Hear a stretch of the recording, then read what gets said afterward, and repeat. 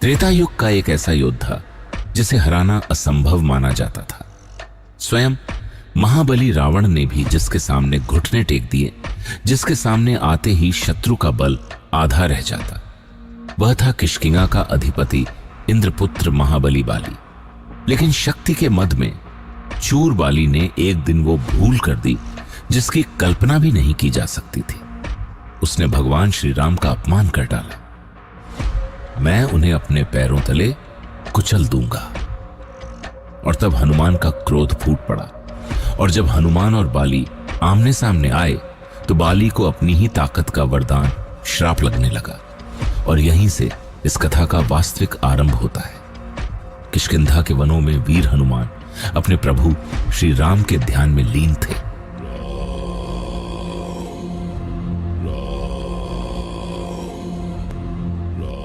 बाली एक उन्मत्त हाथी की भांति अहंकारवश वन को नष्ट करने लगा।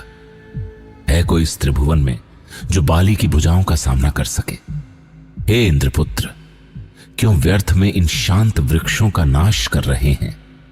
राम नाम का स्मरण कीजिए, यह अहंकार शांत हो जाएगा। तू एक साधारण वानर मुझे उपदेश देगा। राम वो नश्वर मनुष्य, मैं उन्हें अपने पैरों तले कुचल दूंगा। मेरे प्रभु श्री राम से पूर्व उनके सेवक से तो युद्ध कर ले। चुनौती स्वीकार है। कल सूर्योदय होते ही तुम्हारा अंत होगा।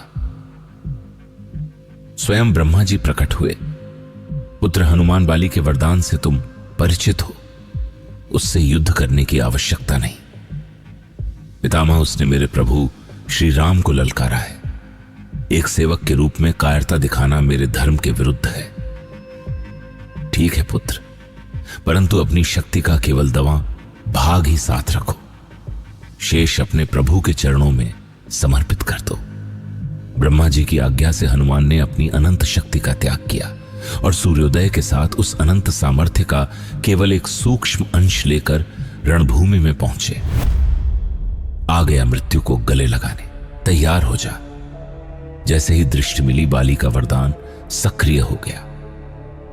हनुमान के बल का आधा हिस्सा संगीत बाली के भीतर समाने लगा। ये शक्ति, ये अपार शक्ति, मेरा शरीर फट जाएगा। बाली को अपनी ही ताकत का वरदान श्राप लगने लगा। भागो बाली, यदि जीवित रहना चाहते हो तो हनुमान से दूर भागो। प्राण बचाकर बाली सैकड़ों मील दूर भागा, जहां ब्रह्मा जी पुनः प्रकट हुए।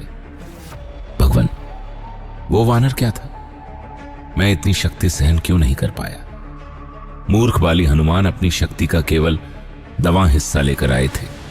उसका आधा यानी केवल 5वां भाग भी तुम्हारा शरीर सहन नहीं कर पाया। सोच, यदि हनुमान पूर्ण शक्ति से आते। बाली स्तब्ध रह गया। क्षण भर में उसका अहंकार चूर चूर हो गया। बाली लौटा और हनुमान जी के चरणों में गिर पड़ा। हे महाबली, मुझे क्षमा करें। मैं मूर्ख था जो आपके स्वामी श्री राम को ललकार रहा था। शक्ति का वास्तविक आभूषण विनम्रता है। राजन, राम नाम का स्मरण करो, कल्याण होगा। और इस तरह अहंकार ने भक्ति के आगे सिर झुकाया। जय श्री राम। वीडियो अच्छी लगी हो तो इसे लाइक करें और ऐसे ही और दिव्य कथाओं के लिए चैनल को सब्सक्राइब करना ना भूलें।